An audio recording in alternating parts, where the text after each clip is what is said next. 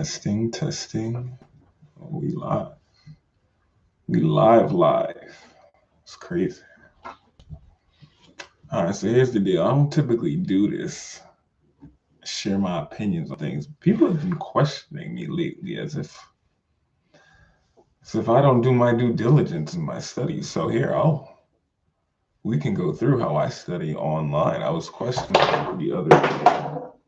Excuse me, drop something. I was questioned the other day because I posted about the incident that happened in Iran with the schoolgirls being unalived, and then somebody then slid up on the post. And mind you, this is not my post. I just reposted something, and then somebody slid up on the post, and they said that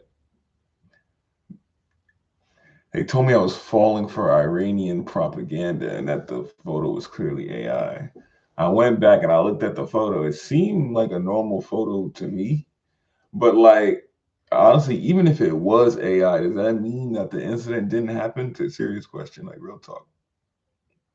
Does that automatically mean that multiple news sources are reporting a fake incident and you say it's coming from the Iranian government, so we can't trust it? If it happened in Iran, it's not going to come from the Peruvian government. It's not like, I don't understand that. Like, it's so some things are just not tracking. So let's just walk through certain let's call them pieces together and exhibits that we can dissect as I share the screen. This is my friend Professor Zhang here. Let's hear what he has to say. I hope everyone had a nice break, and welcome back to the end of the world. So as you Big facts. know, World War III has started. As we know it, at least. The United States and Israel have started to attack Iran. And we are now in the fourth day of this war. And we can expect this war to last for many weeks, possibly also for many years.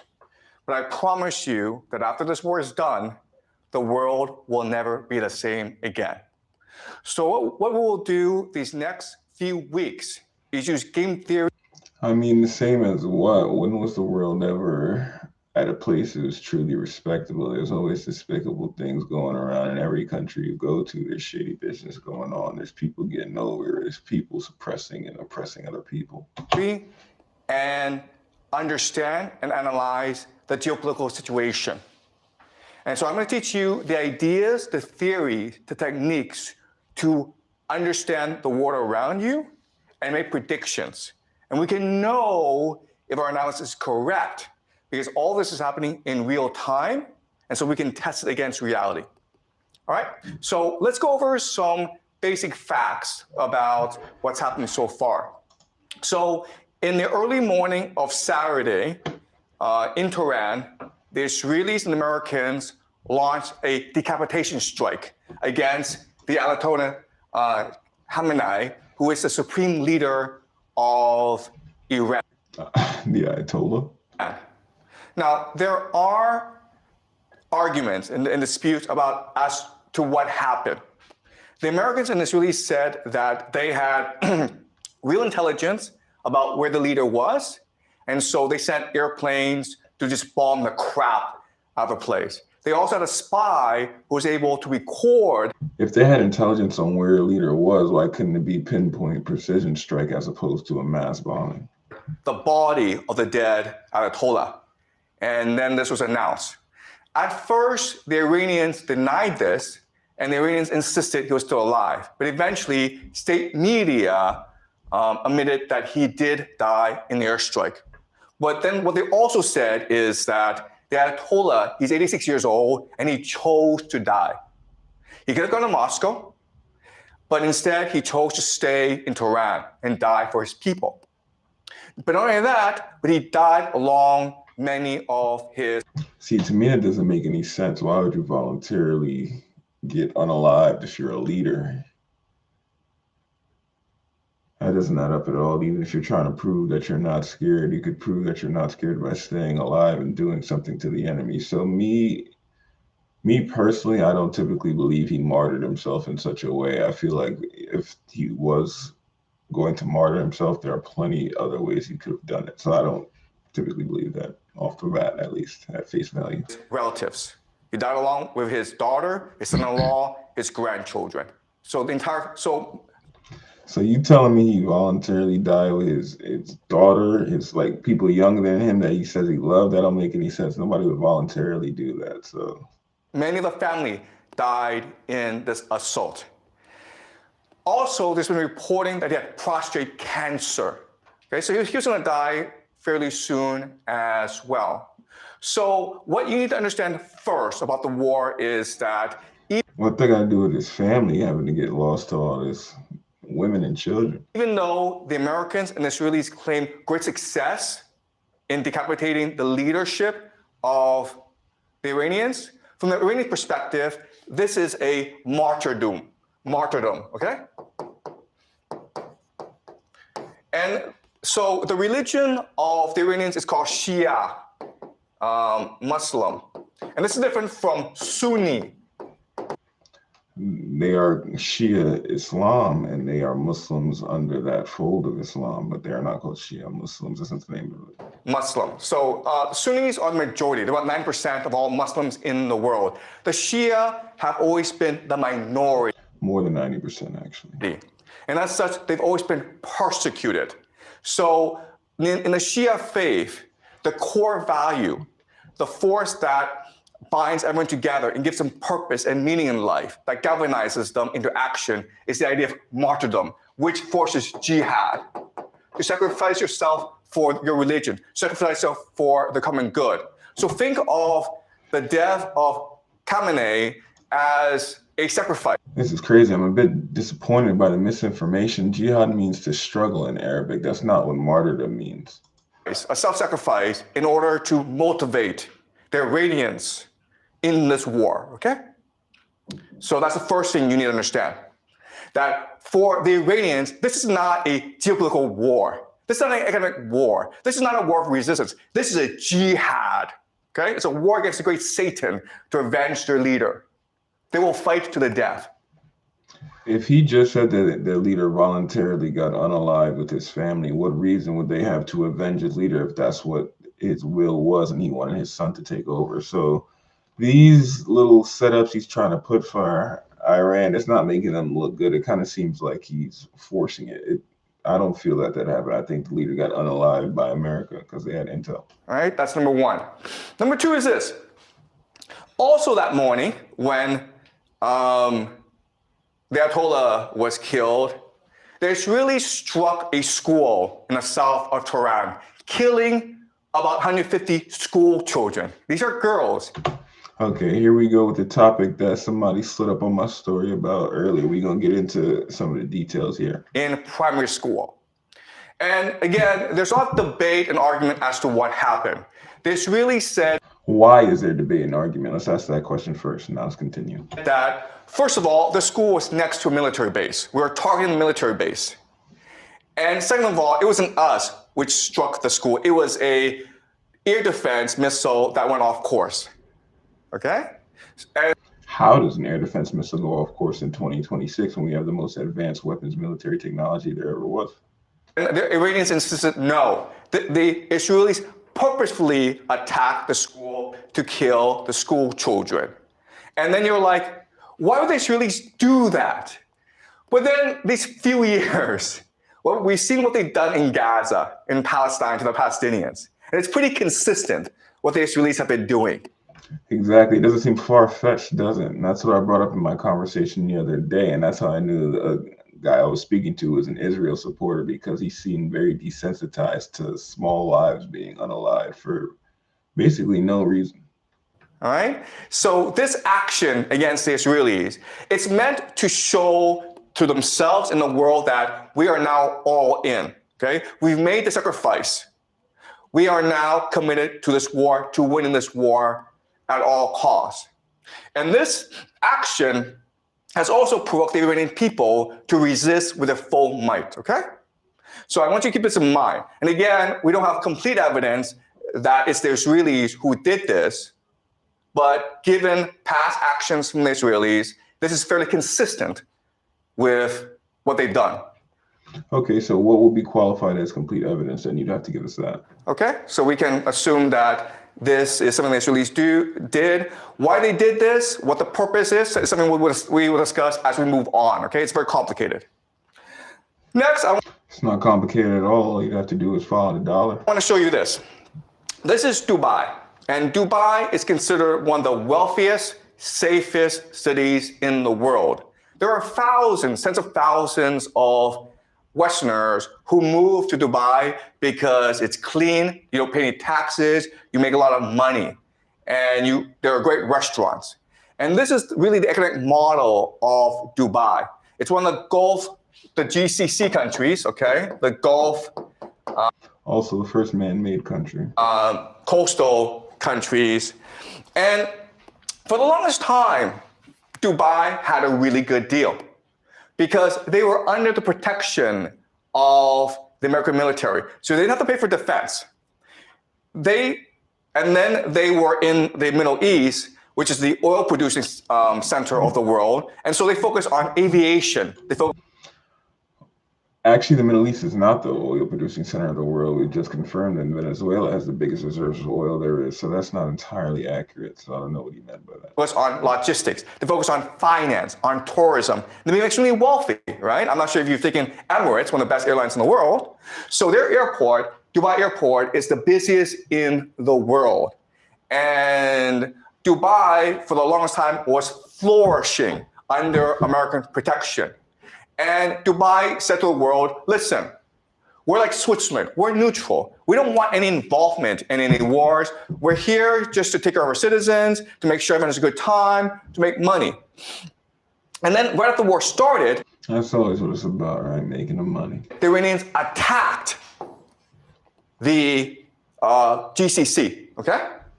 Dubai, Abu Dhabi, Qatar, Kuwait, Bahrain, Qatar, Kuwait, they attacked these places. And these places were like, what's going on? We're neutral, man. We're not involved in this war. And no, ain't no such thing as neutral in war, my friend. Ain't no such thing as neutral in war. You pick a side and you stay. The airport was shut down in Dubai. At one point, the rich people in Dubai were willing to pay about $250,000 US just to get on a plane and get out of there. Okay? So the reality is this. For the longest time, Dubai had a reputation for being safe, and that's why people moved their money there. Guess what, guys? After what the Iranians did, it's dead. Dubai as a city, in the long term, it is dead. Because you're a wealthy Westerner, you're not going to move to a place where it could be attacked anytime by the Iranians. You might move to Singapore, you might move to Hong Kong, Japan, South America, but you're not moving to Dubai, okay? So the big question for us is, why did the Iranians do this? It was the Israelis and the Americans who attacked you. Why go after the GCC? All right? And not only that, but they're escalating the attacks against the GCC. So this is something that we will look at very closely today. Well, the short answer is because these places, even though they pretend to be neutral, they house the American military. They allow the Israelis and the Americans to. Then you got to ask the question, why is the American military there? What business do they have? What missions are they carrying out? Use their airspace to attack Iran from. All right? So this is Bahrain. Now, Bahrain is interesting, okay? Because I want you guys to remember this. But Bahrain will probably be one of the major centers of this conflict. Because, first of all, this is the American Fifth Fleet. All right? This is their naval base in the Middle East. And as you can see, the Iranians are attacking it with missiles, and it's being blown up. Bahrain is interesting because it has about 50% or even more, okay, Shia, which is the religion of the Iranians. But the people in charge are the Sunnis. And so what makes this strike really important from our perspective is, first of all, not only are the Iranians attacking U.S. military assets, not only are they destroying the economies of the GCC, but they're also trying to ignite a religious war, right? Because you're Shia, you're loyal to the Ayatollah. And if he's dead, then you must, as a religious obligation, now commit jihad against your enemies. And it's no different in other religions where, listen, if you want to kill the Pope, the Catholics would be really angry at you and they would want to kill you, right? So now you have the Shia who will probably eventually arise, creating a revolution in Bahrain, okay? So I think Bahrain will be the first to fall. Dubai will probably go bankrupt, okay? But in the long term, I can't see Dubai really going bankrupt. They have been hit financially, but their infrastructure is still pretty solid for the most part, and it seems to like be surviving. can expect the entire GCC area, including Saudi Arabia, to eventually collapse, okay? And so this is something we'll use game theory to understand. All right, let's continue. So we will know how this war develops just based on geography, okay? So this is a map. And this map, even if you don't really know the war, even if you don't know the participants, even if you don't know the weaponry, this map will tell you exactly how this war will progress. All right, so some certain things to keep in mind about this map. This is what we call this area, okay? Really small, it's 33 kilometers wide, okay? People can swim across it. It's really, really narrow, okay? This small area, guys, it's called the Strait of Hormuz, all right? And it's important because it's really the center of the world. This one area is the next. A lot of oil going through there. It's the pivot of the world. Let me explain why. First of all, from the GCC, you have 20% of all the world's oil flowing through this narrow strait. Where does it go, guys? It goes to Asia, India, Pakistan, South Korea, China. Russia too, I believe, right?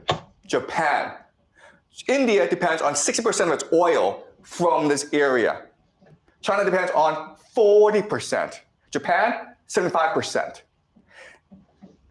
Prime Minister Takaichi of Japan has said that, listen, if the Strait of Hormuz closes, we will run out of oil in about 8-9 months.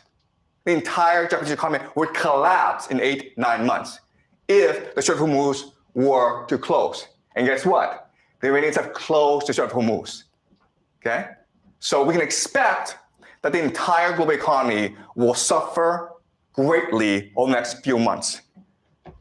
Will Japan retaliate or invest in America's strike on Iran is a real question. All right, so that's point I don't think so. number one. Point number two is, okay, so the GCC sends oil across the Strait of Hormuz, and what do they get back in return? Food, guys. All right, so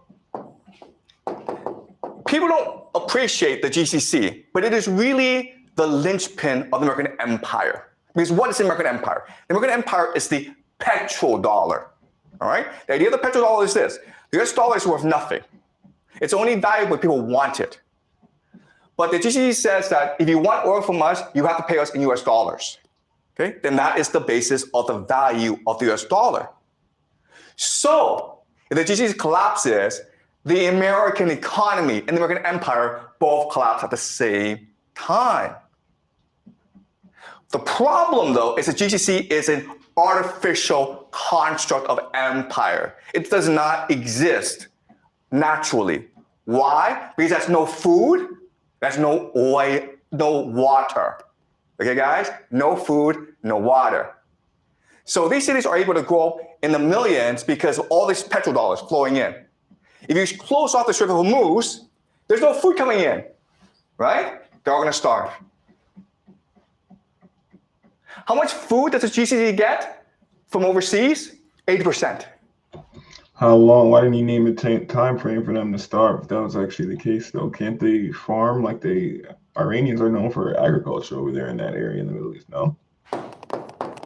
80% of all the food it consumes comes from overseas, that it imports. It doesn't grow by itself, it imports. All right? So the Strait of Hormuz is really key. And again, the Iranians will close it in order to strangle the global economy and therefore bankrupt the American empire. All right? Second thing you will notice is these mountains. These mountains is what we call Iran. All right, this is Iran. This is GCC. Okay, this is not a fair matchup, right? Because these are mountains. And what can you do in mountains? Well, you can hide rocket bases. You can hide drone bases. You can hide missiles. And that's the entire Iranian offensive strategy, all right? From here, they can hide missiles and drones from which to attack the GCC. And what are they attacking? They're attacking three things, right? They're attacking American military bases. American military bases.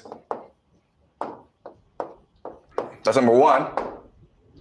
Okay? Is it possible for the Americans to defend against these attacks? The answer is no. It's not. It's the silliest thing in the world. You have all these bases in the Middle East, but you cannot defend them against the Iranians. That's kind of strange. Okay, but that's number one. Number two is oil and energy. How hard is it to blow up an oil field with a drone? Not hard at all. Can you defend these oil fields? No, you cannot. Why not? All right. Number three, and this is most important, is water. Okay, you guys don't know this, but the GCC has little access to fresh water.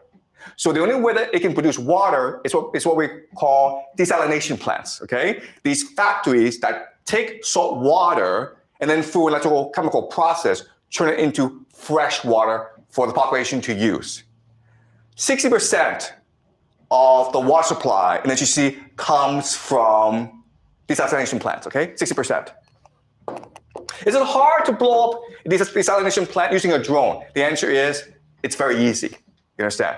Okay? So you have this absurd situation where Iran is a mountain fortress where it can hide its offensive capacity, and the GCC, it's just this desert, this flat desert, and it is exposed to attack, and there's nothing it can do about it. Okay? So at any point in this war, the Iranians can choose to just destroy the entire GCC, and there's nothing that anyone can do about it. Okay, but Iran also has a weakness, okay? And this is fundamental. So Iran also has a water problem, okay? So for the longest time, they suffered a drought issue. Okay, just climate change. And so what the plan of the Israelis and Americans is destroy the water supply of the Iranians. Because the fortress, it is a mountain fortress, but it can also be a mountain prison as well, where people are trapped inside with no access to water. Okay, so what we're going to see right now, we're already seeing attacks on civilian infrastructure, hospitals. In the future, you'll see attacks on water supply, on dams, on reservoirs, on power plants. The idea is to make Iran so inhabitable that the people will have to rebel against the people, or there'll be a refugee crisis in Iran. Okay? For those of you who don't know, this is a type of scorched earth tactic when they go for food supplies, hospitals, banks, to try to basically destroy the infrastructure of the area so they could fold from inward. So as you can see from this map, this war, it is the end of the world, okay? Both sides have the potential to destroy each other. And it's really a question of how far do they want to go, all right? We can also say this is almost a game of chicken, okay? We can blow each other up. How far do you want to go? And the problem is this. The problem is that the Iranians are Shia, which believes in martyrdom. And you've killed the religious leader, the Ayatollah Khamenei. So they're willing to go very, very far. The GCC countries are Muslim, but they're materialistic. They love money. And also, most of the population are expatriates, foreigners. 90% of Dubai are foreigners. Guess what's going to happen if they suffer? They're going to run away. Okay? So this is not a fair matchup. The big question that people have is, first of all, are the Americans going to use ground troops? They have no reason to. It's the only way that you can defeat Iran is by using ground troops, okay? That's a big question. It's not true. They could wave them out. We'll look at. Ever heard of Barack Obama's drone strike rampage? In the next few weeks. Well, you think Trump don't know how to use the controller? Will America send its army, 500,000, 2 million soldiers to topple the government? Okay, that's question number one. Question number two, nuclear weapons. If you're losing a war, would you choose to use nuclear weapons? Okay, that's another big question that we have, okay? Now, another big question that we have is who gets involved? Because this situation is so dire that That's the $1 million question. Europe, okay, specifically Germany, France, and Britain are talking about entering this war. And guess what? If that happens, it is possible that Russia and China will also enter this war on the side of the Iranians. This is World And that's when they get spooky outside. War III, okay?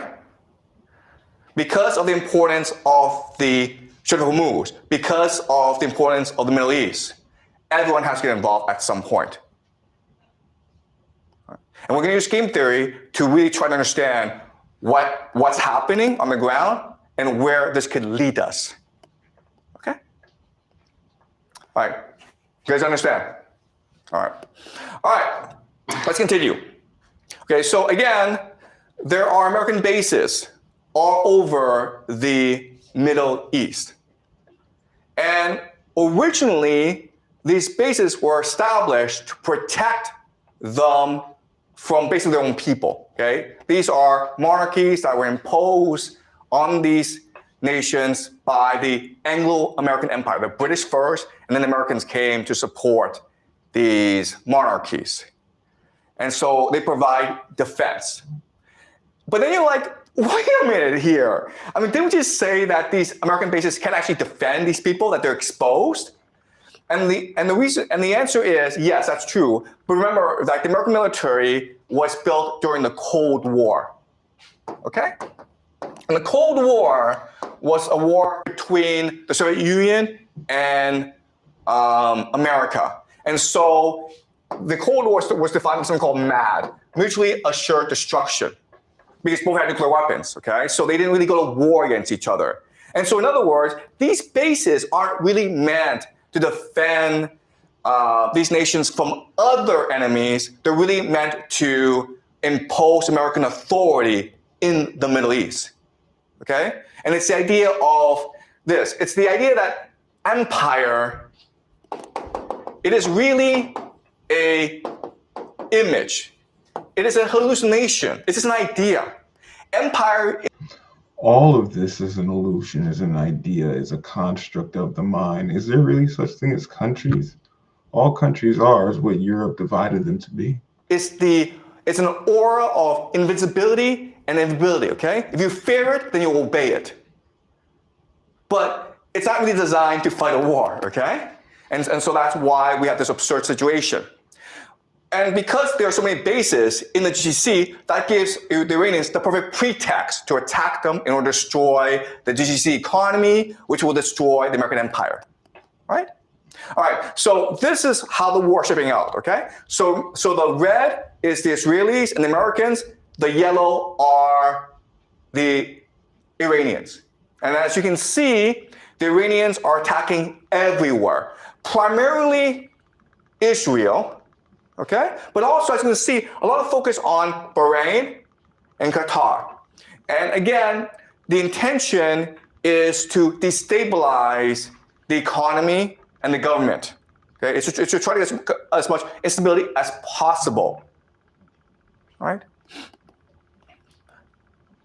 Okay, and as you can see, the Americans and Israelis are focused on Tehran. And so the Americans and the Israelis use something we call shock and awe. And the very idea of shock and awe is you decapitate the enemy. You cut off the head, the body will fall down, okay? The problem, though, is, again, the Iranians see this as a religious war. And so the Iranians have announced total war, okay? And so what this means is that right now, command and control in Iran is decentralized. There's no one person telling everyone what to do. Every region has its own orders, has its own strategy. And so if you knock out Tehran, everyone else keeps on going. So if you take off the head, it doesn't change anything, okay? And that comes from having a real organization. If something happens to your leader, which honestly, I personally think something shouldn't happen to your leader if you had a real organization, even no matter how old he was or who he was around.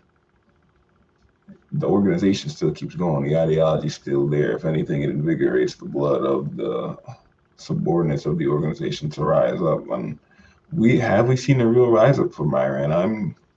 I can't say it's too early. It's just too early for us to say it. We have to see how this plays out. We see they've made some strikes. They've penetrated Israel's dome. They've got some things through to hit certain parts of Tel Aviv, done certain damage. But unfortunately, but they are definitely on the tail end of this war at the moment. So the real question is Russia and China really getting involved in all this and backing Iran? The Israelis and Americans use this as a military doctrine. Military doctrine just means how you design your military for what purpose. And so even though the Americans seem like an invincible army, they are not equipped to fight a 21st century war against drones, against destabilization, against religious fanatics. According to whom? Okay, they're just not. Explain how. Prove it. We have the most advanced military in the world. And we're backed by Israel. Not that I'm really, I just got to state the facts though. But when I studied cybersecurity engineering, the first thing the textbook they showed us was from Israel because they had the most advanced cybersecurity in Mossad. And they penetrated like different governments in such easy ways, and they only had a few people.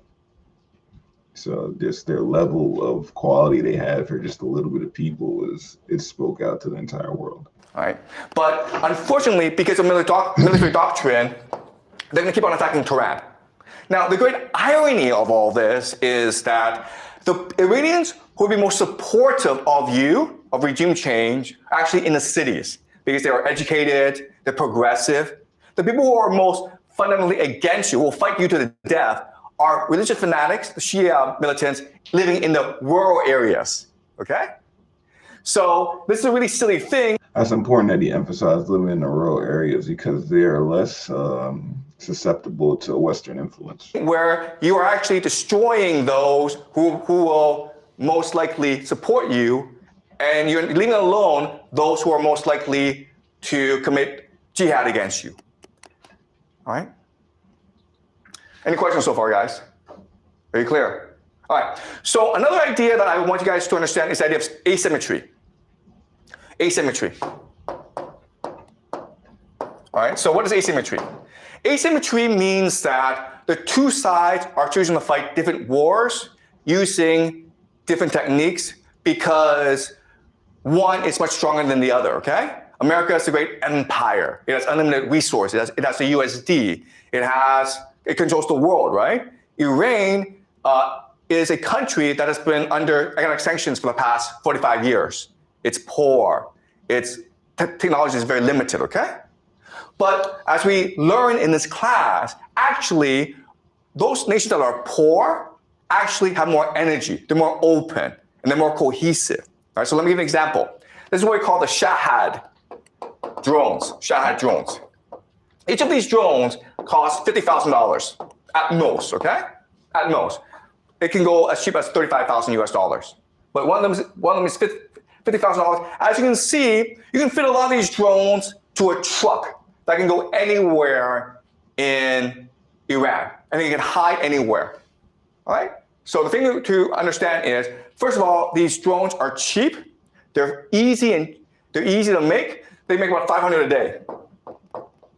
Okay? And estimates are about there's 80,000 right now that the Iranians have. So they can go on for a long, long time. Okay, and one of these drones, again, can knock out a desalination plant, it can knock out an oil field, it can knock out a hotel, it can do a lot of damage. Okay? And it's easily transportable. You can hide it anywhere. You can use it from anywhere, okay? And that's what the Iranians are using as an offensive weapon. And how do the Americans defend against this? They use something called a THAAD, right? Right, guys? This is what they use. THAAD. THAAD stands for Thermal High Altitude Air Defense. And they also have like Patriot systems. There's a lot, okay? The thing that you need to know about the system is it's really expensive. This missile, guys, costs $1 million. That's nothing compared to what we sent to Israel. $1 million. So there's this $50,000 drone coming your way, and you throw a $1 million missile at it, okay? And often these missiles miss, so you have to throw 2 or 3 missiles at it, okay? So you're spending $2 to $3 million on each $50,000 that the Iranians spend. That's kind of silly. Second thing you'll notice is that this thing Is it silly if you basically have unlimited money behind you, though? is really big and really slow. And therefore, you can't really move it around. Therefore, it's pretty easy for the Iranians to spot where this is and attack it. And then when these things blow up, that's a lot of money, guys. Okay? Then you're like, what? But this makes no sense. You know the Iranians have drones. They've had drones for like 10 years. You've also seen drones used in the Russia-Ukraine war to devastating effect. Why don't the Americans know this? Why did they prepare? Okay, and again, it has to do with military doctrine. Because military doctrine determines how you fight a war, it determines on your bureaucracy, and it determines how you spend your resources, okay? And unfortunately, the Americans are used to fighting something called the Cold War, right? And the Cold War, because you can actually fight the war, you can actually use kill each other because then people use nuclear weapons. The Cold War was about flexing. Flexing. You're not even wrong. Okay? You see how big and powerful I am? Me! Okay? That's all it was. He had to do all that. These weapon systems are designed to scare the crap out of you. They are designed to impress you. And as a result, they cost a lot of money, and they really don't do anything, all right? So that's the entire American military. It costs a lot. See, you can't say that's the entire American military, though. You ain't say nothing about the drone strikes that we got. And it doesn't really do anything. And it's not resilient. It's not innovative. It's not open. All right. Also, the other thing. It's definitely innovative. They have sound rays that can control the enemy's stomach that the UN deemed illegal to use in war because it was too cruel. I have to say this, okay? Is if you look at the American military, it's corrupt. So this is really about corruption. So the Americans don't really care about winning a war. What they care about is spending as much money as possible because then they get a cut. It doesn't make sense. Right? And that's why the Americans are in a situation as they are. All right, let's continue. All right. So something that people don't really talk about, but you need to understand, it's the water issue in the GCC, in the Middle East, in Iran. All right. So this is a map of the world. And if you are light blue, Brazil, Canada, you have nothing to worry about because you have a lot of water, a lot of fresh water, very little population. All right. So 100% just means 100% water stress just means that you drink as much water as the environment produces. Okay? So you want to be below 100% to be sustainable. Ideally, you want to be at 10%. Okay? If it goes above 100%, it means that you are drinking more water, using more water than the environment actually produces. Okay? So you're putting stress on the environment.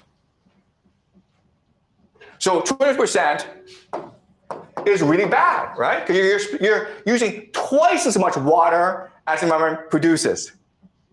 Guess what, guys? Look at the Middle East, okay? Egypt, 6,420%. Saudi Arabia, 883%.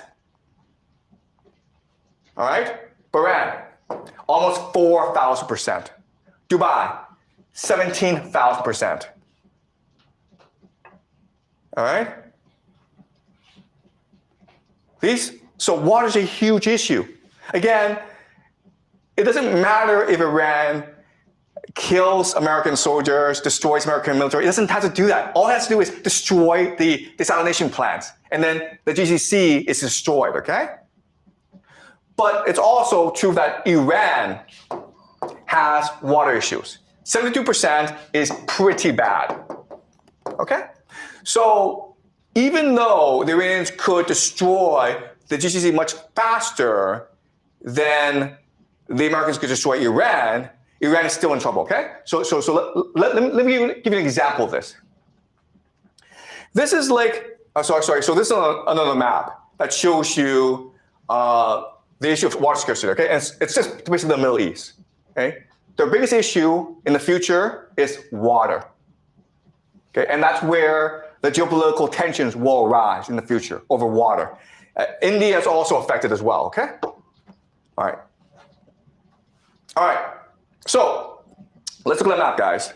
This is called Lake Urmia in northern Iran. It's the 6th largest saltwater lake in the world, or it used to be. Okay, this is what it was in 1984. This is the shallow, this is the deep, okay? You guys see that? It's really big, right? 20 years later, guys, this is what it looks like. There's no more water here. You can walk from here over to there, okay? There's some water over here, but it's shallow now. That's how serious the water issue is in Iran. And that's the weak point that the Americans and the Israelis will attack, all right? They want to make sure that Iran has no access to fresh water, which will cause devastation in their nation.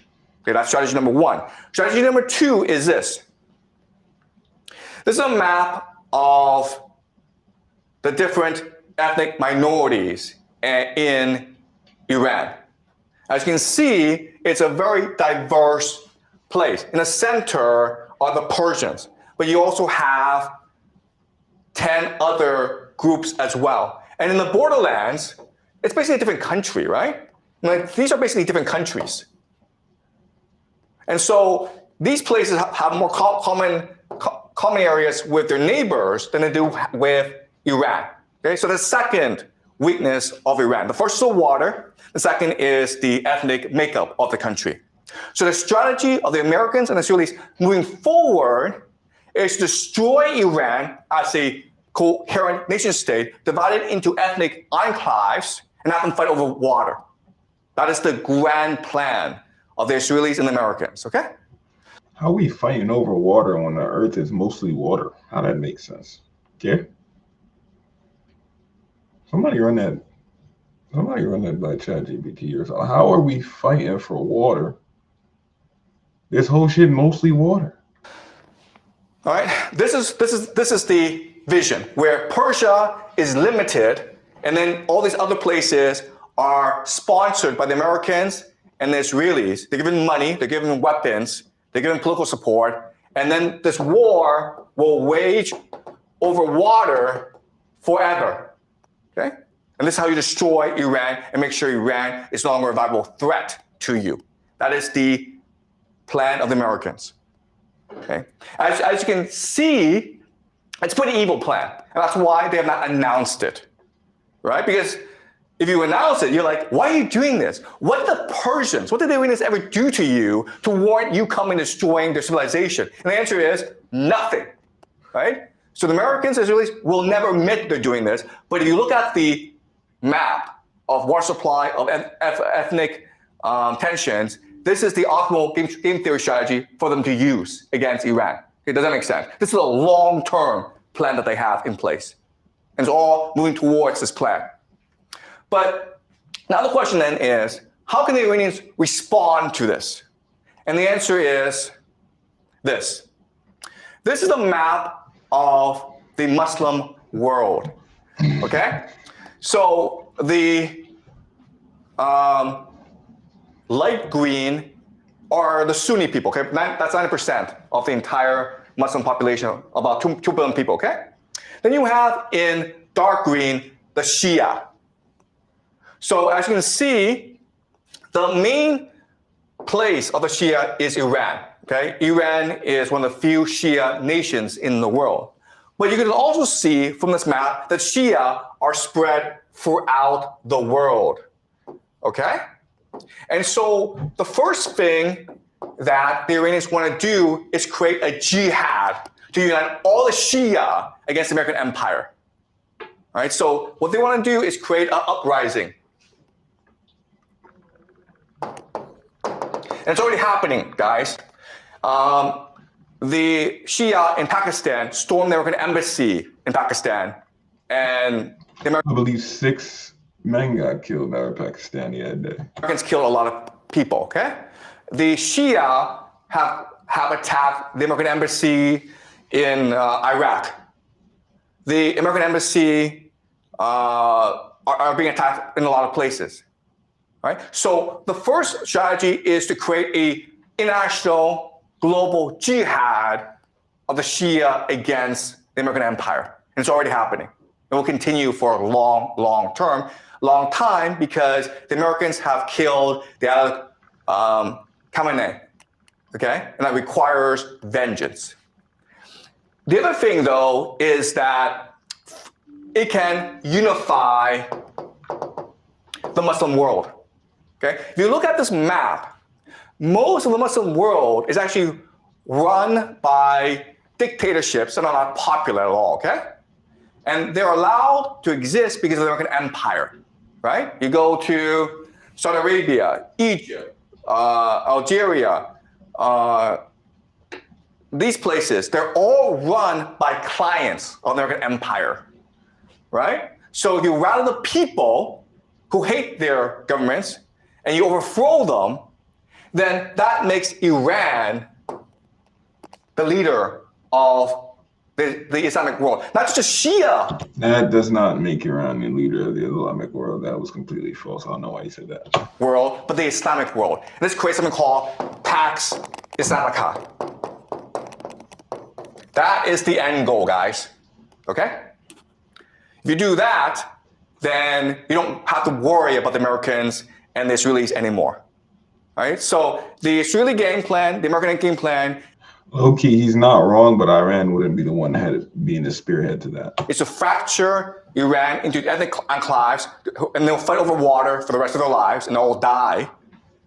The Iranian game plan is to create a religious war, a crusade, that unifies the Shia people, that overthrows the American empire, and establishes something called the Pax Islamica. All right? All right. So, again, the key is the GCC. All right? So the game plan is this. You have to destroy the GCC. Why? Because the GCC is the linchpin of the American empire. So what the GCC does is this. It sells oil, and then for US dollars. Where does it put US dollars? It puts US dollars into the American stock market. All right, so this is investments of the UAE, okay, Saudi Arabia, and Kuwait into the US financial markets. As you can see, from 2012 up to today, it's been exploding. All right? Because the US financial markets is one of the safest places where you can put your money. The intention is this. The intention is, hey, if I cut off oil and these countries no longer have access to US dollars, they're forced to spend whatever resources they have on protecting themselves, okay? And then guess what happens? The stock market collapses. The stock market collapses. The stock market is the real growth engine of the US economy. The entire US economy collapses with it.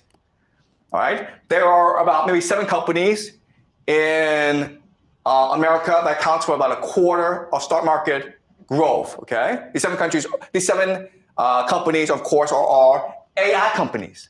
NVIDIA, Microsoft, Google, Apple. Okay, these are the companies. And then these companies are heavily invested in by the GCC nations. So if these nations are no longer able to invest in the stock market, these companies will collapse in value. And with that, that would lead to economic depression in America. Okay, does that make sense? All right, so that is the situation for today. Today was just an overview, guys, okay? I know we covered a lot.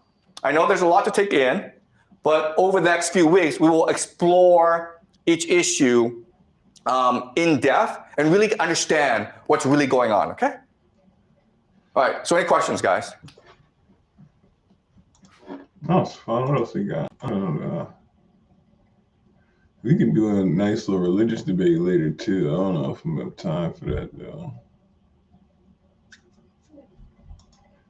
Let's see what Trump has to say about the wars with Iran. And just so you know, Trump was critiquing a lot of people on, especially Obama, on their not being able to negotiate because they would have caused the war with Iran. And as soon as he gets back in the presidency, look what he's doing. This is an ABC News. Does that mean he can't negotiate? Does that mean we got to take his book away? What's the book, The Art of the Deal? He probably ain't write that. Special report. And good morning, everyone. I'm Kira Phillips. We're coming on the air, taking you straight to the Oval Office. President Trump meeting with the German chancellor, the first world leader to meet face-to-face with Trump since the attacks on Iran. First one to ride D. A war that's showing no signs of ending anytime soon. And travel. And that's ironic considering what, let me not say that. Out of the region becoming much more difficult. Let's listen in. Very strong. We've been able to do our deals, and it's been very strong. We'll obviously be talking a little bit about Iran today, and he's been helping us out. We've been very nice, actually.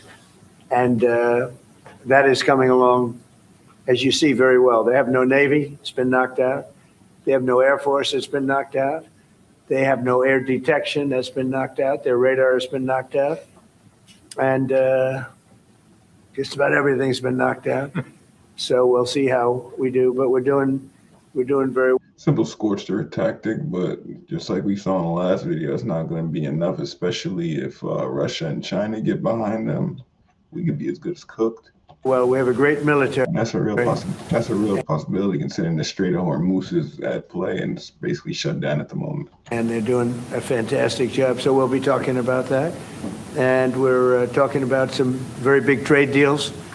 And those I know will work out too. So I just want to say it's a great honor. He doesn't seem too confident to me. I don't know about you guys. To have you at the Oval Office, the beautiful Oval Office, beautiful White House. It's a special place, even from your standpoint. And you have some very special places too. And I look forward to being with you. Thank you very much. Thank you. Thank you, Mr. President, for having me here in this Oval Office for the third time now. Yeah. Really happy to have the opportunity to speak with you in these challenging times. We are What's challenging about it? on the same page in terms of getting this terrible regime in Tehran away. And we will talk about the day after, what will happen then if they are out. We have to talk about our trade agreement, which I would like to be in place as soon as possible. And we have to talk about What are we trading? Ukraine. There are too many bad guys in this world, actually, and this is an issue we have to talk about because we all want to see this war coming to an end as soon as possible. But Ukraine has to preserve its territory and their security interests, and well, we will talk about that. We will. Looking forward to that. Well, thank you for being here. Thank you That's some for your interesting. hospitality. Thank you for letting me spending the night in your guest I ain't come here to watch y'all both ride meat, bro. Let's get to the points. house. That's It's a right. Very, very Good. comfortable place. You liked it, right? Absolutely. Yeah, great place. And a famous place. That's yeah? good. Very So famous. many former presidents. That's there. right. Yeah. Very famous place. Any questions, please? No duh, you in the Oval Office, buddy. Mr. President, did Israel force your hand to launch these strikes against Iran? Did Netanyahu pull the United States into this war? No, I might have forced their Good question. hand. You see, we were having negotiations with these lunatics, and it was my opinion that they were going to attack first. They were going to attack. If we didn't do it, they were going to attack first. I felt strongly about that. And we have great negotiations. That's a sign of dementia. Why he keep repeating things after he already said it, as if it's like more meaningful if he said it like a third time. I don't get it. Great people that do this very successfully and have done it all their lives very successful. And based on the way the negotiation was going, I think they were going to attack first. And I didn't want that to happen. So if anything, I might have forced Israel's hand. But Israel was ready and we were ready. And we've had a very, very powerful impact because virtually everything they have has been knocked out now. Their missile count is going way down. Amazingly, they're hitting countries that were, let's call them neutral, right? They lived together for a long time.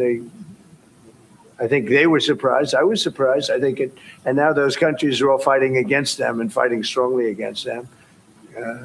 Someday they'll write a story and they'll say why they did that, but they hit countries that had nothing to do with what's going on. They were sort of leaving everything alone. All of a sudden they had missiles shot in, which shows you the level of evil that we're dealing with. They'll hit people that were actually at least somewhat friendly, and they had no problems with it. Also hitting only civilian places, hotels and apartment buildings, and we're hitting them where it is much more appropriate. We're hitting them very hard. And the big scale hitting goes now. They no longer have air protection.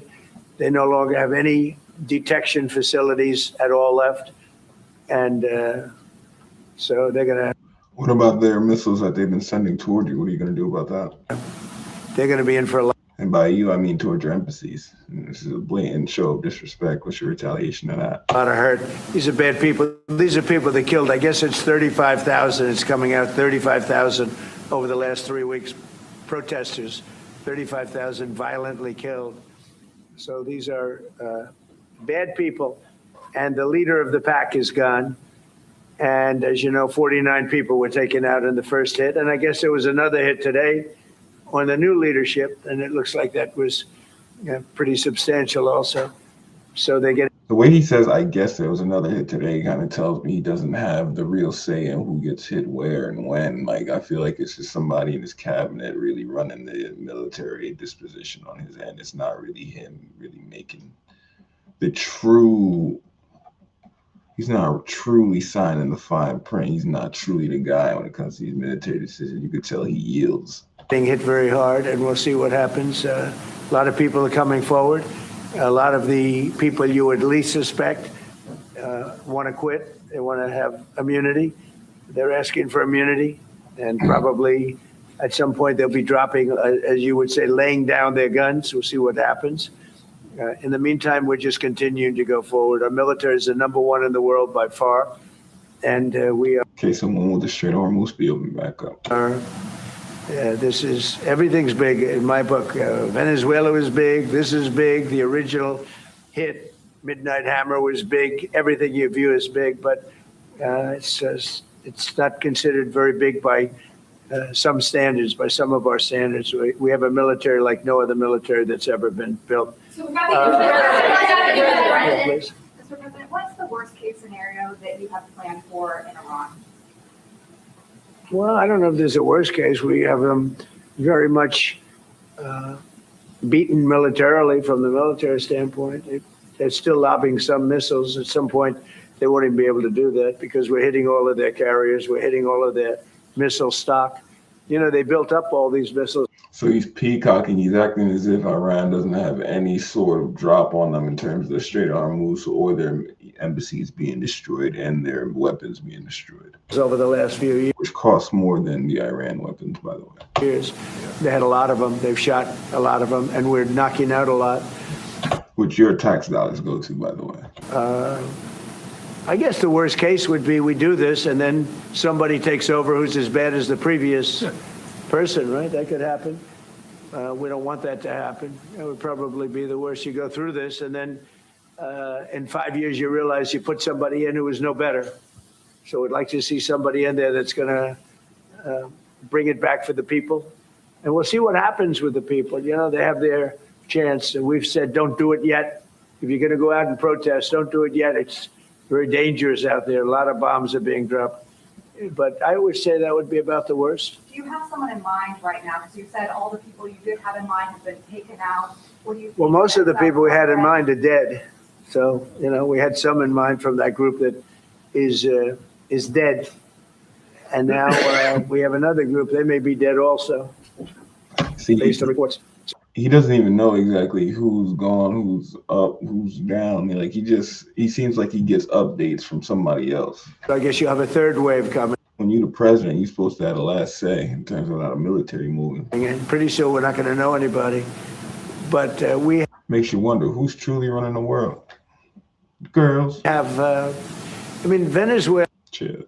was so incredible because we did the attack and we kept government totally intact. And we have Delcy, who's been very good. We have the whole chain of command, and they've been, you know, look, the relationship's been great. We've taken out 100 million barrels of oil already, and a big part of that goes to them, and a big part goes to us.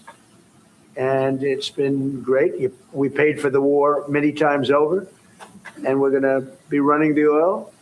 And Venezuela is going to make more money than they ever made, and that's great for the people. The relationship has been great. It's been seamless. Nobody's actually ever seen anything like it. If you look at Iraq, where very stupidly everybody was fired, the generals were fired, the military was fired, the police were fired, the fire departments were fired, and all of the government workers were fired. So after, you know, people would call, they had no idea. And by the way, ISIS was formed. That's where ISIS came from. ISIS came from you guys. It came from the U.S. government who funded them in the early stages to do what they did. All of the fired people. We don't believe in that. You thought you was about to get that off. That was weird. So we'll see what happens. But first, we have to finish off the military. What do you think about Crown Prince Reza Pahlavi? Is he an option at all in your mind? I guess he is. Some people like him, and we haven't been thinking about too much about that. It would seem to me that somebody from within maybe would be more appropriate. I've said that. He looks like a very nice person, but it would seem to me that somebody that's there, that's currently popular, if there's such a person. But we have people like that. We have people that were more moderate. You know, these were radical lunatics, and you know what they get? They get nothing. All they do is kill people. Mr. President, what exactly was the imminent? You've asked, or not your turn. Not your turn, please.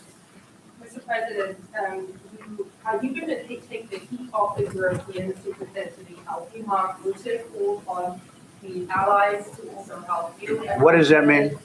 Well, you have to ask Mark Rutte. He said not as part of NATO, but to be helpful to you in this. Well, some of the European nations have been helpful and some haven't. And I'm, you know, very surprised. So what is the point of the leader or prime minister of Germany being in the Oval Office right now? Are they asking him questions? What's his reason for being there? Is he just a prop, a figurehead? Germany's been great. He's been terrific. Others have been very good, terrific. I think that I wouldn't be surprised if he didn't know the leader's name. the head of NATO, Even though he's sitting right next to him. Mark, is fantastic. Okay, Mark Rutte. I think he's fantastic. But some of the European, like Spain, has been terrible. In fact, I told Scott to cut off all dealings with Spain. Spain, first of all, it started when every European nation, at my request, paid 5%, which they should be doing. And everybody was enthusiastic about it, Germany, everybody. And Spain didn't do it. And now Spain actually said that we can't use their bases. And that's all right. We could use their base if we want. We could just fly in and use it. Nobody's going to tell us not to use it. But we don't have to. But they were. How does that work? How is that legal? Why is the UN allowing that? Unfriendly. And so I told him. That statement in itself should be illegal. We don't want to. Spain has absolutely nothing that we need other than great people. They have great people. but they don't have great leadership. And as you know, they were the If the people elect the leadership, what does that say about the people? They're not really great to you, are they? only country that in NATO would not agree to go up to 5%. I don't think they would have agreed to go up to anything. They wanted to keep it at 2%, and they don't pay the 2%. So we're going to cut off all trade with Spain. We don't want anything to do with Spain. And I'm not, by the way, I'm not happy with the UK either. That island that you read about, the lease, okay, he made it for whatever reason, he made a lease of the island. Somebody came and took it away from him. And it's taken 3-4 days for us to work out where we can land there. It would have been much more convenient landing there as opposed to flying many extra hours. So we are very surprised. This is not What's this guy talking about? What does it have to do with the Iran war? Winston Churchill that we're dealing with. Mr. President, what's your expectation towards Germany? What can Germany do and what should Germany do to help you with this conflict? Well, I think they're doing it. I mean, they're letting us land in certain areas, and that's, we appreciate it. And they're just making it comfortable. We're not asking them to put boots on the ground or anything. I mean, we're just, they're a respected country. I have a very good relationship with the country. We have, in particular now, with this leader, with this new leader. I think he's an excellent leader. I didn't even know J.D. Vance's dumbass was there. Another figurehead just sitting there as a prop. I had my differences with Angela. They said, you're hurting your country with immigration and you're hurting your country with energy. And we have a man sitting on my right that is, I think, pretty much the opposite of her on energy, opposite on immigration. And I think he's doing very well. Mr. President, commercial air travel right now is restricted in the Middle East, and thousands of Americans are stranded. Is there no better way to ask these questions? Do they really have to have a group of people shouting at the president as if they're like underlings and peasants trying to just talk to the king? Like, I think this feeds the ego of presidents. That's why the format is still this way. They need to just line up and ask their questions one by one. People don't got to be yelling like animals. Why wasn't there an evacuation plan, and will you send planes to get people out? Well, because it happened all very quickly. We thought, and I thought maybe more so than most, I could ask Marco, but I thought we were going to have a situation where we were going to be attacked. They were getting ready to attack Israel. They were getting ready to attack others. You're seeing that right now. And a lot of those missiles that are hitting in, those are stationary. Those were aimed there for a long period of time at these other countries.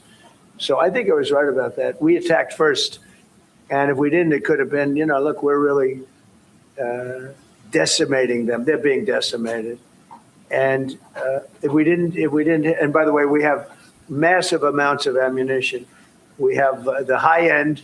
A lot of it was given away stupidly by Biden, very stupidly, for free. And I'm all for Ukraine, but they gave away a lot.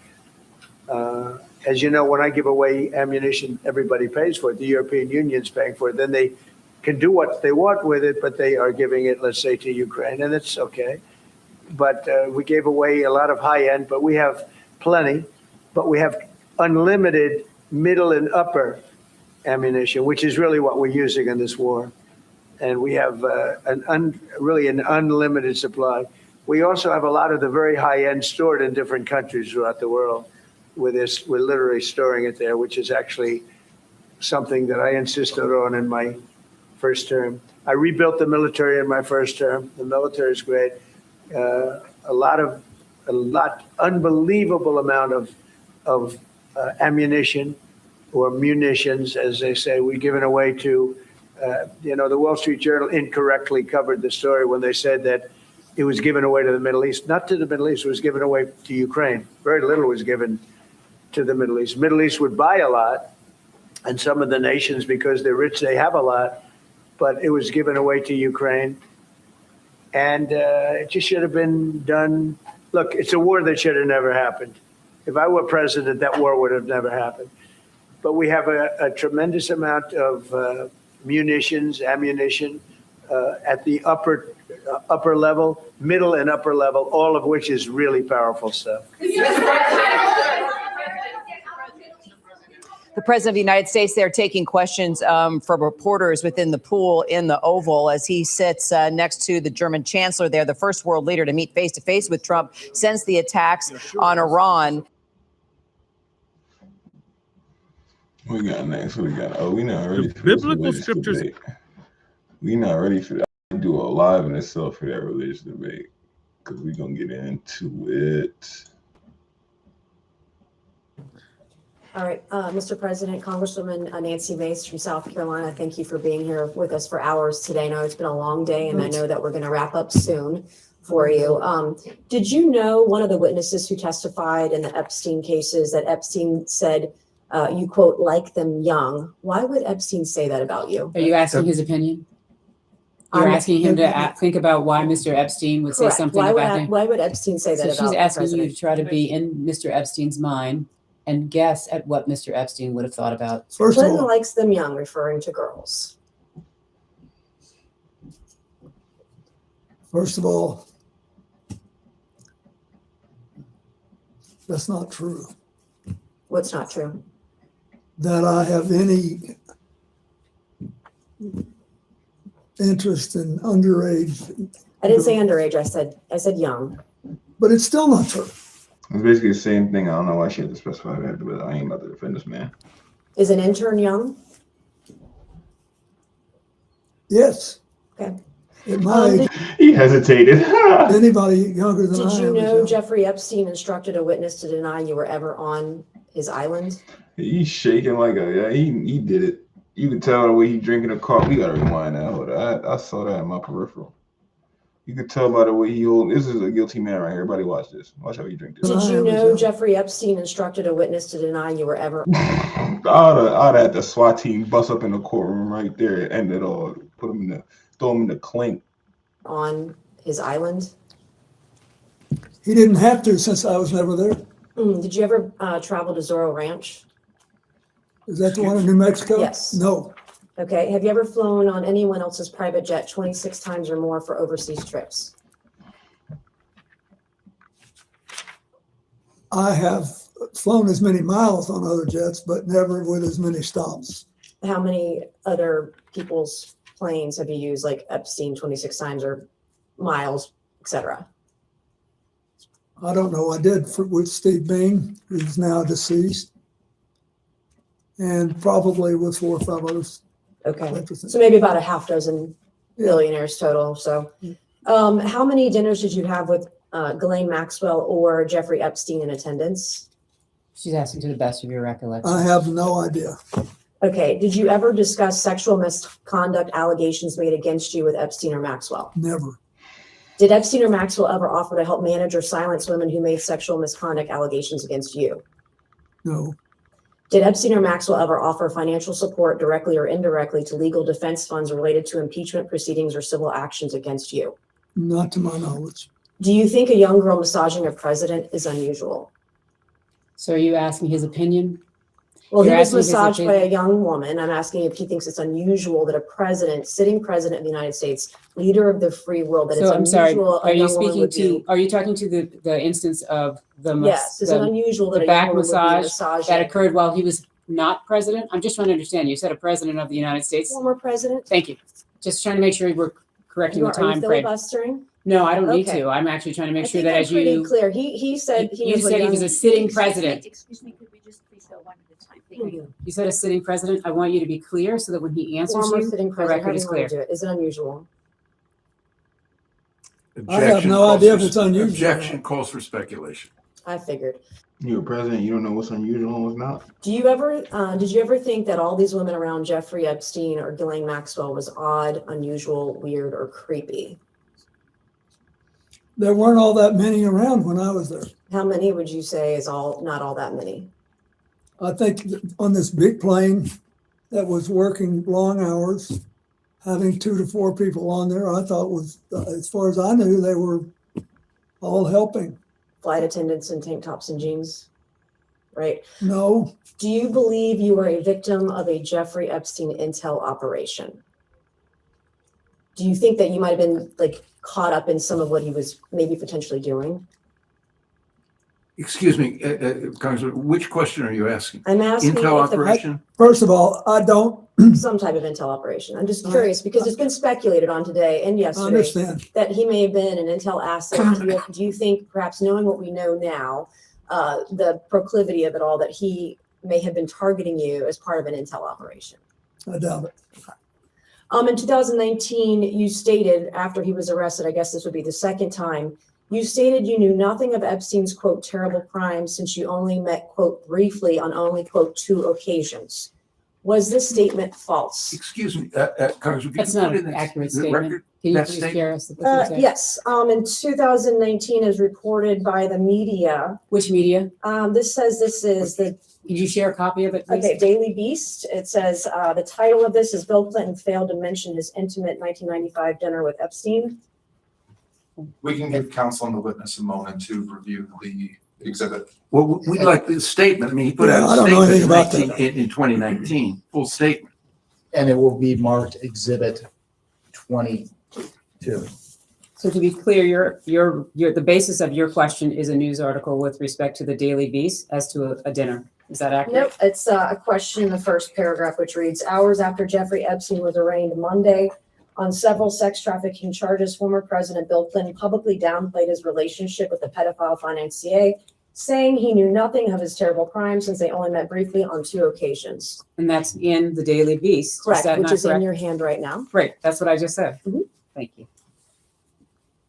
Well, what would What's you your like to question? know? So my question is, you stated you'd only met Jeffrey Epstein in 2019. You stated you'd only met him on 2 occasions. Was this statement false when you made To it? be clear, this is a news reporting that is saying that that's what he Did you said. make this statement in 2019? Congressman, would you put in the statement that he made? This is a news report. Okay. It's double hearsay. Did So you make this statement in 2019 as reported by the media?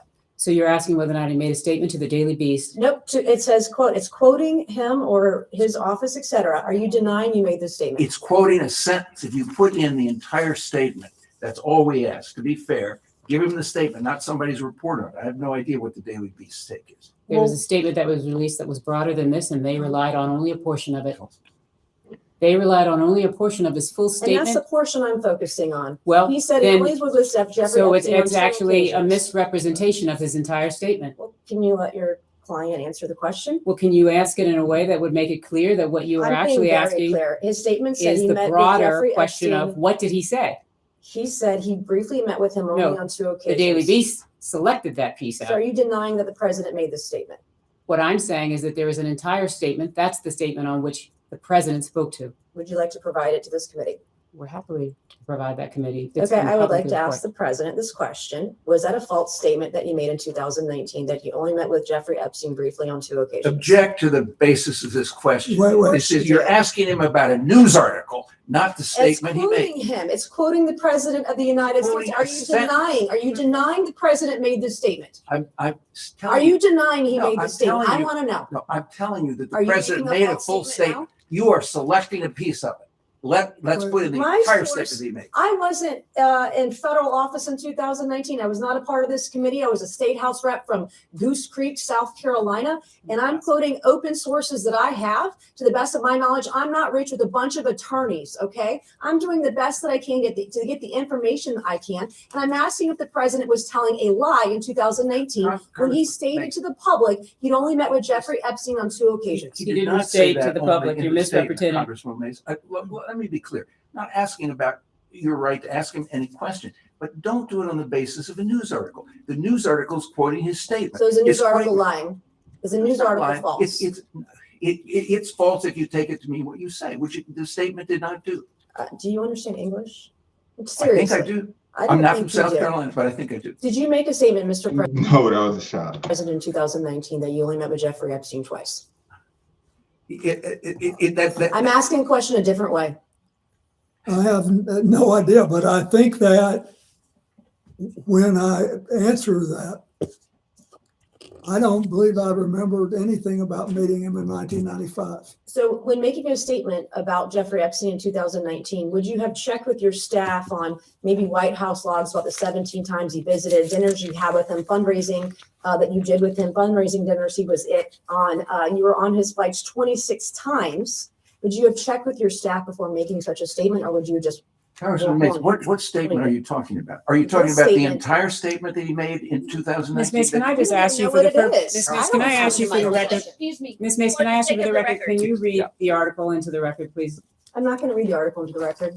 Well, Ms. Mace, you are indicating that this article misrepresents the piece. Could you read the article into the An record? article into the record. I'm not going to do This is a little too messy, man. that. You've Well, not this done is the that yet. basis I'm not on which going you're to. relying. You're not in charge of me. I am quoting I'm from not this seeking to be in article. charge of you. Believe me, that is something I would not at Don't all even try. seek to be. So I want to be respectful. But I Counselor- am asking, if you're asking him to speak to this, can you please put the entire article in the record? The entire article is in the record as an exhibit. What exhibit number is this?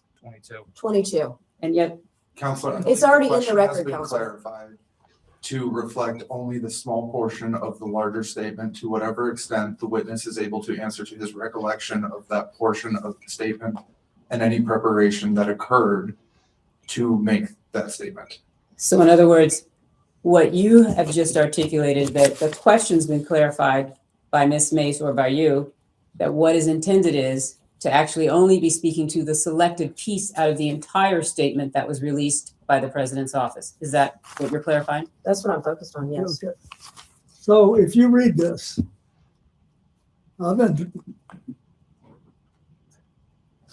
you really want to know is if I was at a dinner No, I don't. My question was that about Ron your statement. Perlman No, sir. gave. No, sir. I'm not asking about that dinner. I'm asking about the statement at the beginning of the article. I would like to ask another question. Your statement in 2019 about only meeting with Jeffrey Epstein on 2 occasions briefly. That is not was a correct, I'm going to object to that characterization. I That is believe- not what the statement says. Okay, so the You're third reading the paragraph Daily down, Beast article. So to be which clear, is a leftist rag, by the way. And on the third paragraph down, it says, in his Monday statement, Clinton said he had only, quote, one meeting with Epstein in his Harlem office in 2002, and around the same time made one brief visit to Epstein's New York apartment with a staff member and his security detail. Those are the two That meetings is in that were addition to referenced. this. so the Daily Beast, Bill statement Clinton failed to described. mention his intimate dinner, The statement 1995 described dinner trips. with Epstein. That's by Pilar. What is an intimate dinner? That's whoa. Pause. It's just two dudes got dinner without it being intimate supper shop. Melendez on the 11th of July, 2019. All right, Mr. What? President, your statement saying you only met with Epstein briefly twice, was that part of an effort to cover up your close relationship with Jeffrey Epstein, Object correct? to the form of the question. It misstates the record. She's asking if you were trying to mislead the public. No, Okay, how many times did Ghislaine Maxwell visit your home in Chappaqua? I have no idea. Who invited her? Well, I don't know. I don't know how, she may have been, Mr. President, that's it. Okay, Hillary had political events there. okay, so is it is it to your knowledge, was she at your home in Chappaqua likely because your wife had her over for Senate events? That's what you testified earlier today, correct? That's not what he testified, but please ask the I would question like as him to to what he would clarify. actually, thank you. I appreciate that. I did not know, but if you are Okay, Mr. President, implying the you don't know. reverse, I will volunteer something. She was never at my house in Chappaqua for any personal reasons. I didn't say anything for anything No, personal. you I didn't, but you had a great tone in your voice and you're Mr. very good President, at Mr. it. President, that's just, Thank you. I'll take that as a compliment. I It is a admit compliment. Thank you. And I did not go to Yale Law School or any law school for that matter. So yesterday, your wife testified that Ghislaine Maxwell was never at her home. And I believe you stated earlier today, you thought if she was over there, it would be for Senate events. So was your wife falsely testifying Objection. yesterday? before this committee, Mischaracterizes- or are So he you- doesn't have the benefit of his Mischaracterizes wife's testimony yesterday. Secretary's And so unless you all are going to provide the transcript, or you're going to actually Yeah. provide that information, he's not in a position where he could address I that. believe all I said was that I didn't know Okay. that she had done. You said you postured that maybe it was for her Senate. I'm going to have one last question, Mr. Chairman, and then you'll take over. I believe you stated today on around, I know it's been a number of years, on around 2008, you ended, or before that, ended any communication with Jeffrey Epstein, correct? That's Around the correct. time he got arrested or right beforehand. And he was arrested for child sexual prostitution or hiring Well, we can say that on YouTube. You gotta chill out. Y'all ain't about to get my stream lit up. girls for sex or one girl for sex, correct? Roughly, child sexual exploitation. If you were aware in 2008 that Jeffrey Epstein was having sex with kids, and you knew of his close association with Ghislaine Maxwell, why would you still associate with Ghislaine Maxwell, who you dub essentially like your Doug Band? She was the body man to Epstein, Doug Band was the body man to you. And why would you allow Ghislaine Maxwell to associate with your daughter up until, I don't know, 2004, 2015? You knew he was a bad guy. Why would you allow your daughter? Excuse me, what's the period in which you're saying he would have known that Jeffrey Epstein was After a bad guy? 2008. So up until Ghislaine Maxwell was involved with CGI until what, 2015? Yes. And we confirmed today that he had a dinner with Ghislaine Maxwell in LA in 2014. So he's still hanging out with a close associate, the closest associate to convicted pedophile Jeffrey Epstein. But, excuse me. And I guess my question is why? Yes, the question, excuse me, is the question why Ghislaine Maxwell came to the wedding? Is that the question? No, that was, I didn't even bring up the wedding. Okay, why are you obfuscating? Why are you putting words in my mouth? You're smarter than that. No, let me Thank finish. I think, first of all,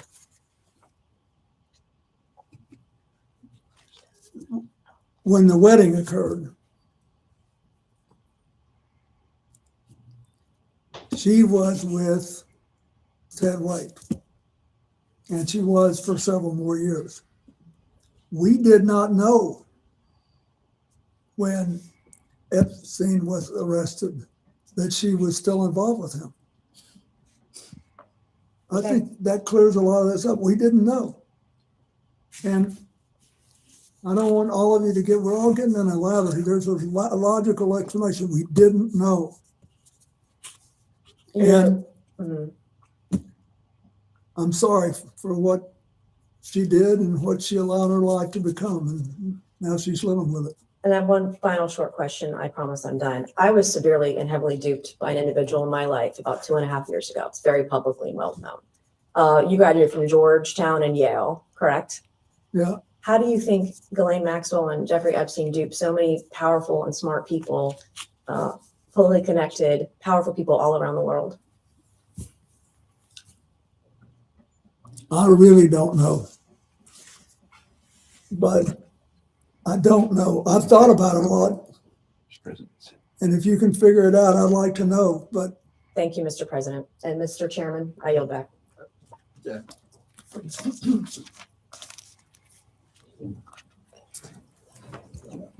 Point of privilege. I would like to say, since you made a great deal out of all this Ivy League stuff, I'm also the last president ever to live in a place without indoor plumbing. There's a full statement which we'll be happy to provide for the record that it might be that Representative Mace is unaware of, but the full statement says President Clinton knows nothing about the terrible crimes Jeffrey Epstein pleaded guilty to Florida some years ago, or those with which he's recently been charged. In 2002 and 2003, President Clinton took a total of 4 trips on Jeffrey Epstein's airplane, 1 to Europe, 1 to Asia, 2 to Africa, which included stops in connection with the work of the Clinton Foundation, staff and supporters. Secret Service detail traveled with him on his trips. He had 1 meeting with Epstein in his Harlem office, 2002. Around the same time, he made a brief visit to New York. That was the full statement. Ms. Mace was selecting portions out of the statement or relying on an article which only shows certain portions of the full statement. Let's go. Miss Luna from Florida. Unfiltered. I'm not sold. I'm sorry. I had another John joint we could get to studying for a little before I hop off this. Where's that? Here we go. 16-minute joint. Have some fun. Clip this up. Do you believe that the war in Iran is the catalyst to start World War III or the end times? I do. Yeah. I do. And I think that that's why they do it. I think that people in the Pentagon know that this war in Iran, it'll be a disaster because America is not ready for a war. Mm-hmm. To fight a war, you need, first of all, you need manufacturing capacity, right? You need to be able to produce bullets and tanks and planes. And America offshored its manufacturing capacity to China. There's no way that China is going to produce tanks and bullets for the American military, right? Okay, so that's issue number 1, manufacturing capacity. Number 2 is political will. And the reality is that American people don't understand why America would start a war in Iran. And Americans have no ill feelings towards Iranians, okay? It's not like Afghanistan and Iraq where Americans were gaslighted into believing that Saddam Hussein was responsible for 9/11, where Saddam Hussein had weapons of mass destruction. You could make a case against Iraq and Saddam Hussein. It's impossible for you to make a case against Iran because the Iranians have been extremely cooperative. In fact, you would argue that they got out of their way to be as peaceful as possible with America because, America assassinated their top general in the Middle East, General Soleimani, which is a declaration of war, basically. It's an act of war when you kill an ambassador or an envoy of a nation, right? But the Iranians never retaliated, they never responded, really. And then you have Operation Midnight Hammer. You have all these acts of provocation, right? And the Iranians have shown tremendous restraint. And the Iranians have, tried every way in order to negotiate a peace treaty, a new nuclear deal with Trump. And Trump has always rebuffed them, and Trump has always tried to provoke them. So Americans don't really understand what the problem here is, right? So to rally the nation for a war against Iran will be really hard. I think they'll have problems with a draft, right? Because you'll need a draft in order to send troops to Iran. And which Americans are gonna go fight this war, right? And then remember, the biggest problem in Vietnam was fragging. I'm not sure if you heard the term fragging, but fragging is where soldiers kill their own officers because their officers were idiotic or incompetent or sent them to their deaths because the officers wanted to rise up in the rank. So fragging was a huge problem in Vietnam. So basically, troop morale, okay? You're going to have a problem with troop morale if you fight this war in Iran. The third problem is just logistics, which is to say that Iran is 3 times the size of Iraq, and Iran is mountainous, right? Yeah. So Iraq was a desert, which makes it ideal for an air campaign. And this war was wrapped up in 2 weeks' time. There's nothing the Iraqis could do about it, and also because of sanctions. You said 3 weeks in your lecture that they bragged that it was 3 weeks to. Yeah, 2 or 3 weeks. Yeah, right. So 2 or 3 weeks, right? Yeah, but I mean, from Pentagon perspective, if we did that in Iraq, we can do the same thing in Iran. And so, if you just look at the reporting, they're looking at about a weeks-long campaign in order to decapitate the regime. And I'm like, that's gonna take years, man, to decapitate the regime. But they don't really understand that. So logistics will be a huge problem. And if you just look at the American military doctrine, it's shock and awe, right? It's like we go in, we blow things up, and then we leave. But to fight a war in Iran, you need to go in, establish 4 operating bases, control logistics, win over the population, and then slowly advance against Tehran. And that's what the Russians do, and that's what the Russians are doing very well in Ukraine. Americans don't do that. Americans are go in, do it on the cheap, and get out, and let the Israelis or whoever take care of the rest. So logistics is not going to work out for the Americans. And number 4 is Russia is going to get involved, right? Because let's just assume that Americans go in and take over Iran. Well, now the southern underbelly of Russia is exposed. They're fighting this war in Ukraine, so their eastern flank is occupied. Now the southern flank opens up, and the southern flank is, as you know, mostly Muslim, right? And it's very easy for the Americans to embed insurgents, ISIS insurgents, which is basically CIA, to disrupt the southern flank of Russia. So Iran is an existential crisis for Russia. They have to protect Iran, otherwise they're exposed in the south. China gets a lot of its oil from Iran. Iran exports about 80% of its oil really cheaply to China. And if Iran were to close up the Strait of Hormuz, then China would lose its oil supply. So China, we need to get involved as well. So there are these geopolitical dimensions that really didn't exist during the 2003 Iraq War. Remember, because after the war, because after 9/11, the world was sympathetic towards America. And so when Bush declared war against Iraq, he was able to build a coalition of the willing, right?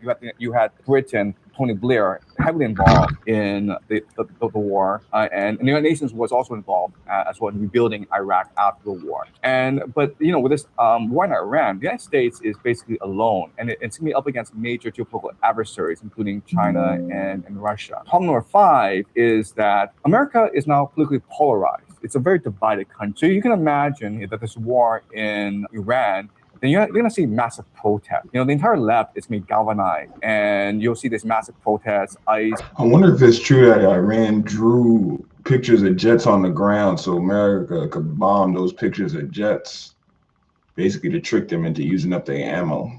And Homeland Security will go in, and you're going to have a Vietnam situation where the war can't be won overseas, and then the war is probably going to be lost at home. So I mean, I can go on, but I mean, it's a hopeless situation for the American. I loved your lecture, your comprehensive analysis on war in Iran, because I think most people are predicting that America defeats Iran in a war, but you explained, and again, you reiterated it here, how Iran is a mountainous region, so they're going to have to deploy troops. You speculated around 100,000, and that it would end up being a hostage situation because they wouldn't be able. Iran would not let the troops leave, right? So they have to deploy them by plane, but Iran has good technology in order to shoot down planes. Drones.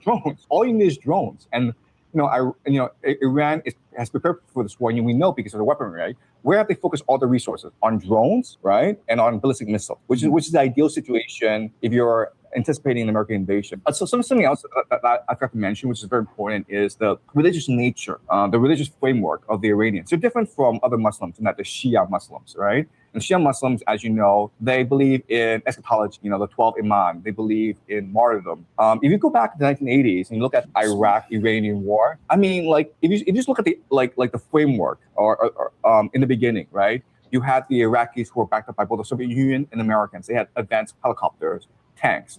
And then the Iranians had to destroy their own military. They didn't really have an air force. They had planes. They couldn't actually fix their planes because they got all the materials from the Americans. And so what they did was they just went out in the front lines with the rifles and they just scared the living shit out of the Iraqis, right? Because these people, the Iranians, they're not afraid to die for their homeland. They're not afraid to die for the religion. Deal with people who have actual religious faith and zealotry in the war. So yeah, you cut out for a second, but yeah, you mentioned the difference. Sunnis in Islam, we still do believe in martyrdom, or you could see the resistance fighters in Palestine right now that they do. So could you explain the difference in martyrdom? What was your main difference between Shia and Sunni, if you could explain that? Yeah, so again, I don't know as much about the Islamic faith as you do, okay? But the Shia has always been a minority, a persecuted minority within the larger Islamic faith. And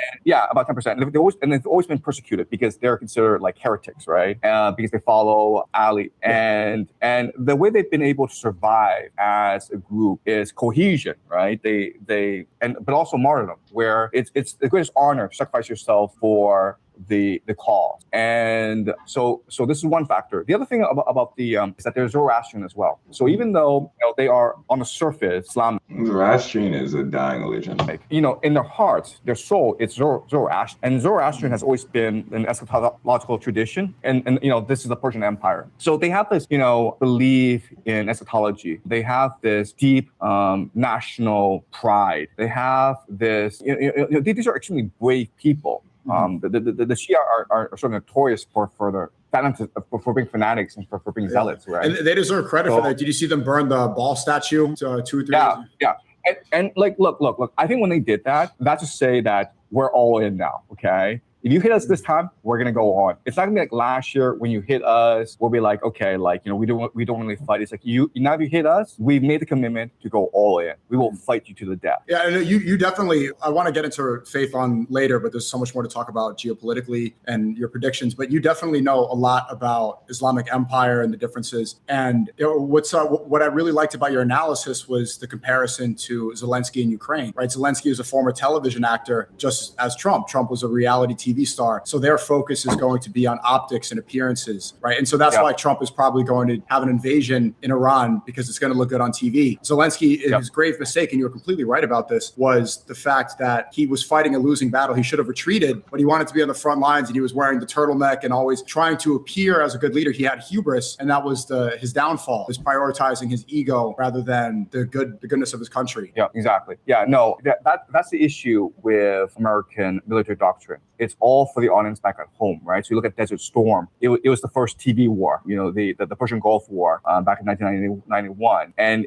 it's actually what made CNN so powerful, so famous, right? So American military, it's for them, it's like it's about winning the optic, and it's a disaster against Iran, because remember, for the past 20 years, America has never really fought an enemy that is willing to fight to the death, right? So when they went into 2003, when they went to Iraq, the population had turned against Saddam Hussein anyway. He was very unpopular because of the economic sanctions, because it was a dictatorship. And people really believed that this war was a war of liberation and that it would bring democracy and economic prosperity to Iraq. But then, of course, we saw what happened. And the people who saw it happen really close up, of course, is the Iranians, because they live next door. And so they know exactly, like, when the Americans come in It's not to bring democracy. It's not to reinstall the Shah. It's not to get rid of the Islamic theocracy. It's to break up the nation into ethnic enclaves so that it could be divided and ruled. It's to destroy the nation of Iran, which is what they did in Syria and Libya. You go to remember,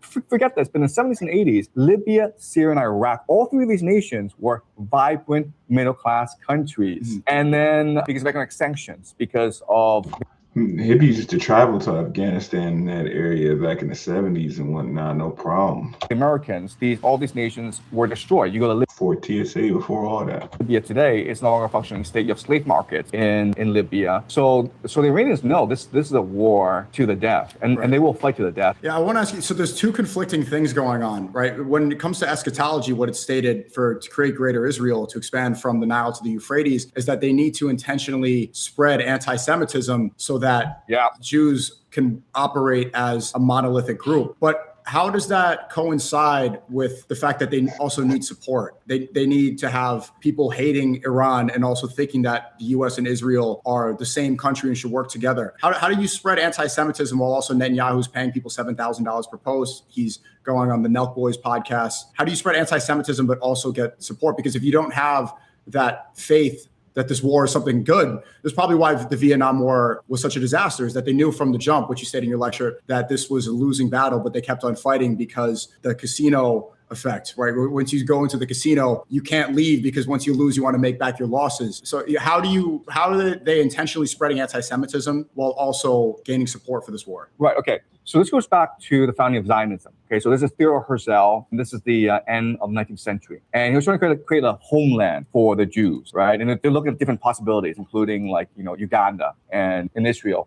Palestine. But the problem with Palestine, of course, was that you had Arabs living there already. And so Theodore Herzl was going around promoting this plan. And he was backed by secret societies and by transnational capital. And the problem, of course, is that Jews were like, this is retarded. We're happy in Britain. We're happy in Germany. We're happy in America. Why the hell would we want to go to a desert where everyone's poor and it's just backwards? So only about 3% of the entire population of Jews around the world at that time supported the idea of a homeland for Jews, right? Also, there were these religious considerations in that if you do this, if you set up a homeland for the Jews, you're going against the will of God, because Jews believe that they will return to Jerusalem when the Messiah appears, and God will appoint the Messiah to appear. So let's just wait for the Messiah to appear, and then we'll go home, okay? So that was the faith of Jews at that time. And then, of course, you had certain events that happened in the 20th century, which compelled the Jews to return to Israel. And to found the state of Israel. And that, of course, is the Holocaust and World War II. If you look at the history of World War II and the rise of Hitler,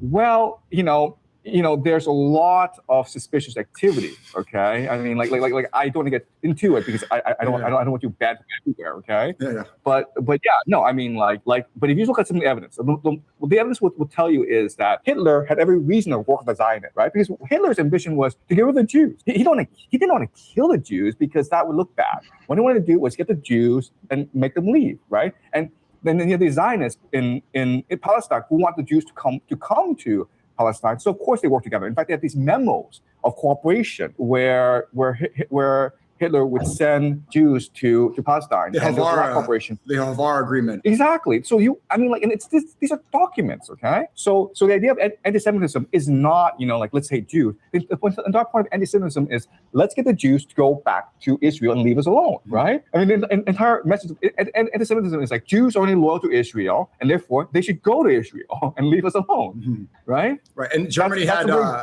such a great economic recovery. I don't know if you're allowed to say this, but it's just factually true that Germany was in an economic disaster after World War I. But after they changed the banks and they kept them private, if I'm not mistaken, and they refused to interact with transnational capital the way that they were before, Germany recovered in a way that Europe had never seen. Yeah, no, I mean, look, back in the 1930s, Hitler was Times Man of the Year. I mean, he was celebrated throughout the world for restoring the German economy, mainly by nationalizing the German economy, by restoring sovereignty, monetary sovereignty, right? Because before Hitler, most of the German economy was geared towards repaying war debts, reparation. And Germany was being controlled by something called the Bank of International Settlement in Basel, Germany, which is like the central bank of central banks. And in existence, the entire point of the Bank of International Settlements is to force Germany to pay all its resources to other nations. Okay, so Germany was being bled out. And then Hitler promised national rejuvenation. He promised national sovereignty. He didn't want to conquer the world. He just wanted to be left alone, right? I mean, like that was his message. Like, you know, we, the German people, ought to have our own nation, and we ought to rule this nation by ourselves. But because Hitler was destroying transnational capital, because he was kicking out the central banks, right, the Bank of the International Settlement, then the response is to declare war, right? So you make the argument that all Hitler wanted was national sovereignty, but that national sovereignty would disrupt transnational capital, and therefore transnational capital had to conspire to create a war to get rid of him. And look, this is a pattern throughout the 20th century. Like whenever you try to defy transnational capital, then they go after you. Okay, this is true for every nation, with everyone, right? You look at these nations that have been destroyed by the American military, or the nations that are being targeted by the American military, right? These nations that are destroyed, or Libya, Syria, Iraq, they don't have central banks. Countries that are being targeted right now, Venezuela, Iran, North Korea, they don't have central banks either, right? So you can make the argument the entire point of the military-industrial complex is to make the world safe for transnational capital. That's it.